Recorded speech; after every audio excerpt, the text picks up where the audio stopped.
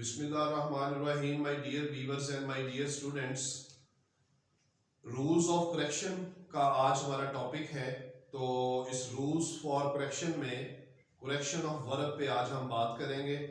इसके कुछ असूल मैं आपसे शेयर करूंगा। बड़े सादा और मुख्तलिफ अल्फाज में बयान किए गए ये असूल हैं। इनको गौर से सुने, कोशिश करें बार बार सुने। इसकी हम 3 एपिसोड्स आपको पेश करेंगे और आई होप कि ये it will help you a lot. ये आपकी बहुत ज़्यादा जो है वो मदद करेंगे आपको आपकी इंग्लिश को इम्प्रूव करने में। सॉरी, रूल्स फॉर करेक्शन में हम अपना रूल नंबर जो 1 है उसको देखते हैं कि उसमें हमारे पास क्या तफसील है। मेरे पास रूल नंबर 1 है, उसमें उसने लिखा है कि अगर एक जुमले में डबल क्लॉज आ जाए, तो पहली क्लॉज का ताल्लुक फेल माजी से हो तो दूसरी क्लॉज भी फेल माजी में से ही उसमें इस्तेमाल होगी। अच्छा, अब सवाल ये है कि क्लॉज क्या होते हैं अगर एक जुमले में डबल क्लॉज आ जाए। डबल क्लॉज से मुराद है कि he said that he is going to market. That से पहले ही सेड एक सेंटेंस है, इसको क्लॉज कह सकते हैं। दैट के बाद उसने कहा कि he is going to market, ये सेकंड सेंटेंस है, ये सेकंड क्लॉज है, राइट। इसको कहते हैं दो क्लॉज, यानी डबल क्लॉज भी कहते हैं। तो अब इस डेफिनेशन को पढ़ते हैं। उसने कहा था कि अगर एक जुमले में डबल क्लॉज आ जाए, यानी दो सेंटेंस आ जाए, तो अगर पहले क्लॉज में पास्ट इंडेफिनिट या पास्ट इस्तेमाल किया गया होगा, जमाना पास्ट का, तो उसके दूसरे क्लॉज में भी पास्ट का जमाना ही आएगा। फॉर एग्जाम्पल सेंटेंस है he said that he is playing। he said past है, that he is playing यहां प्रेजेंट आ गया। तो यहां इससे मुराद ये है कि हमें यहां पे भी पास्ट जो है वो लेके आना है। तो करेक्ट क्या होगा? he said that he was playing। Clear? This was the first example। इसकी एक एग्जाम्पल मैं आपको और दे देता हूं। अच्छा, he he worked hard, right? He worked hard so that he may succeed। he worked hard past tense इस्तेमाल हुआ है, और that के बाद वो कहता है कि he may succeed। may present में आता है तो may को चेंज करेंगे तो past में ले जाएंगे। he worked hard so that he might pass। ये इसकी जो है वो डिटेल होगी। अच्छा, ये था हमारे पास रूल नंबर 1। बहुत सिंपल था, रिपीट कर देता हूं। अगर एक जुमले में डबल क्लॉज आ जाए तो पहले क्लॉज का ताल्लुक अगर पास से होगा तो दूसरे क्लॉज का ताल्लुक भी पास से ही हमें रखना पड़ेगा। अच्छा, अब हम चलते हैं अपने रूल नंबर 2 की तरफ। बहुत सिंपल है ये भी। इसमें वो कहता है कि अगर फिक्रे का पहला हिस्सा पास्ट में हो और दूसरे हिस्से में यानी दूसरे क्लॉज में अगर कोई आफाकी सच्चाई आ जाए, कोई बहुत बड़ा सच आ जाए, यानी अनचेंजेबल हकीकत आ जाए कोई, तो उसका फिर हम जमाना तब्दील नहीं करते, उसको हम वैसे ही रहने देते हैं। चले आए इसकी एक मिसाल लेते हैं। सेंटेंस है ही his brother told that honesty was the best policy, right? His brother told that honesty was the best policy. इसमें एक मिस्टेक रखी गई है। सेकंड क्लॉज में वॉज तो मौजूद है, राइट, और इस वॉज को अगर हम आफाकी सच्चाई, ईमानदारी, बेहतरीन हिकमत अमली है, आफाकी सच्चाई के तौर पर देखें तो ये सेंटेंस होता है honesty is the best policy. आफाकी सच्चाई है, इसका टेंस तब्दील नहीं किया जाता।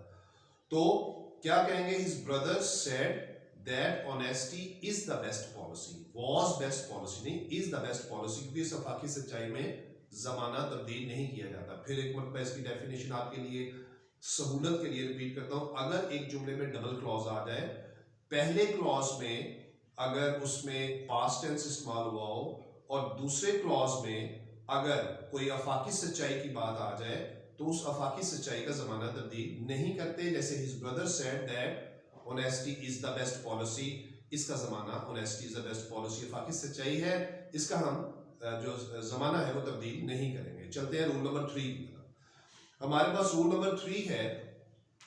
रूल्स ऑफ करेक्शन हम डिस्कस कर रहे हैं, राइट। उसमें करेक्शन ऑफ वर्ब पे बात चल रही है और असूल नंबर 3 जिन्होंने अभी वीडियो को देखना स्टार्ट किया है उनके लिए रूल नंबर 3 पे बात करते हैं। रूल नंबर 3, अगर जुमले में दर्जा झैल अल्फाज में से कोई लफ्ज आ जाए, अगर मुंदरजा झैल अल्फाज में से अगर किसी जुमले में ये लफ्ज आ जाए, कौन से अल्फाज हैं इनको देखते हैं, तो उस जुमले का ताल्लुक जो है उसको आप कोशिश करें कि प्रेजेंट इंडेफिनिट टेंस में उसको आपने करने की कोशिश करनी है। प्रेजेंट इंडेफिनिट टेंस के बारे में आप जानते हैं, ता है, ती है, ते है में आता है। और इसके लिए अगर हम चले जाएं उसमें इंग्लिश की डेफिनेशन में, तो सबसे पहले हम सब्जेक्ट लगाते हैं, फिर वर्ब लगाते हैं और उसके साथ एस ई एस का इजाफा करते हैं।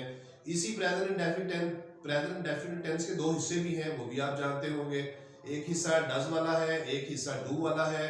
डज हम वहां लगाते हैं जहां प्रेजेंट इंडेफिनिट टेंस में आपका फाइल वाहिद होता है, और डू वाला हिस्सा सॉरी हम तब इस्तेमाल करते हैं, डू वाला हिस्सा जब आपके पास जो आपका फाइल है वो जमा की सूरत में होता है। ये प्रेजेंट इंडेफिनिट टेंस की स्टोरी है छोटी सी। अच्छा, तो उसने कहा था रूल नंबर 3 में अगर इन मुंदरजा झैल अल्फाज में से कोई लफ्ज किसी जुमले में आ जाए तो उस जुमले को आपने प्रेजेंट इंडेफिनिट टेंस में ट्रांसलेट करने की कोशिश करनी है। अब हम देख लेते हैं कि वो अल्फाज कौन से हैं जो अगर जुमले में आ जाए तो हमने उसको प्रेजेंट इंडेफिनिट टेंस में ही ट्रांसलेट करना है। तो मैं आपसे अल्फाज शेयर करता हूँ। नंबर 1 है जनरली, अमूमी तौर पर, यूजुअली आम तौर पर, डेली रोजाना, एवरीडे हर रोज, एंड देन सेल्डम शाज़ो नादर हमेशा, ever never, oftenly, right, oftenly, and then we have always, the word of always. ये वो अल्फाज हैं अगर किसी जुमले में आ जाए तो उस जुमले को प्रेजेंट इंडेफिनिट टेंस में ट्रांसलेट करने की कोशिश करें। अच्छा, अब इसकी एग्जांपल देता हूं। He has played cricket daily, daily का वर्ड आ गया तो उसने यहाँ पे हैज है में इसको किया हुआ तो ये गलत होगा, इसको आप लिखेंगे he plays cricket daily, right. Second example में he is usually coming to see me, वो आमतौर पर मुझे देखने आता रहा है। नो, इसको करेंगे he usually comes, present indefinite tense में यूजुअली कम्स टू मी, वो आमतौर पे मुझे मिलने आता है या देखने आता है, राइट। ये था हमारा रूल नंबर 3। मेरा ख्याल है कि you will trying to understand the basic rules हैं जो हमें करेक्शन के हवाले से काफी हेल्प करते हैं। रूल नंबर 4 पे चलते हैं। रूल नंबर 4 है अगर मुंदरजा झैल अल्फाज किसी कंटिन्यूस फिक्रे में आ जाए, किसी कंटिन्यूस सेंटेंस में आ जाए, तो इन्हें परफेक्ट कंटिन्यूस की बजाय, यानी परफेक्ट कंटिन्यूस टेंस है की बजाय प्रेजेंट कंटिन्यूस टेंस के अंदर बनाते हैं। मसलन वो कौन से अल्फाज हैं जो किसी जुमले में आ जाए तो उसको प्रेजेंट इंडेफिनिट टेंस में लेके आते हैं, सॉरी प्रेजेंट कंटिन्यूस टेंस में लेके आते हैं। वो अल्फाज हैं days, now, time, at this, today, at present, now, these days. ये वो अल्फाज हैं जो आमतौर पर प्रेजेंट कंटिन्यूस टेंस में हम इसको इस्तेमाल करते हैं। एक एग्जांपल ले लेते हैं। They have been writing an essay now, वो एक मजमून लिखते रहे हैं, ये तो किसी और टेंस में चला गया, इसको हमने प्रेजेंट कंटिन्यूस में लेके आना है।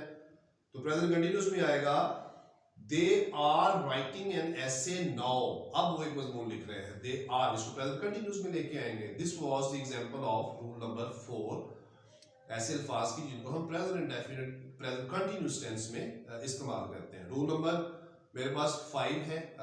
आज के जो टॉपिक है आज का उसके हवाले से रूल नंबर लास्ट है, मैं पढ़ता हूं आपके लिए।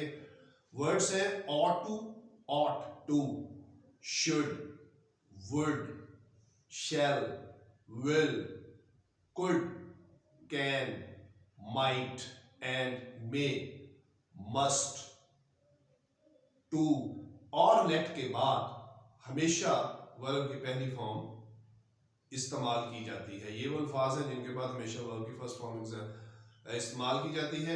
इसकी एग्जांपल ले लेते हैं हम quickly.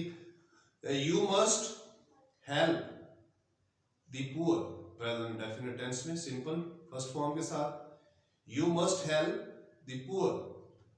You should go to college, right. We will, ये कुछ अल्फाज मैंने इसमें से लेके उसको यानी जो उसकी फर्स्ट फॉर्म है वर्ब की उसमें बनाने का तरीका बता दिया। लास्ट रूल नंबर 5 फिर रिपीट कर देता हूं। ought to, should, sorry, would, shall, will, could, can, might, may, must, to और let के बाद हमेशा वर्ब की पहली फॉर्म इस्तेमाल करते हैं. My dear students, subscribe my channel if you like my videos with bell icons. Like, share my videos, like my videos, and subscribe my channel also, so that you may get the further notifications. Thank you very much. Khuda Hafiz.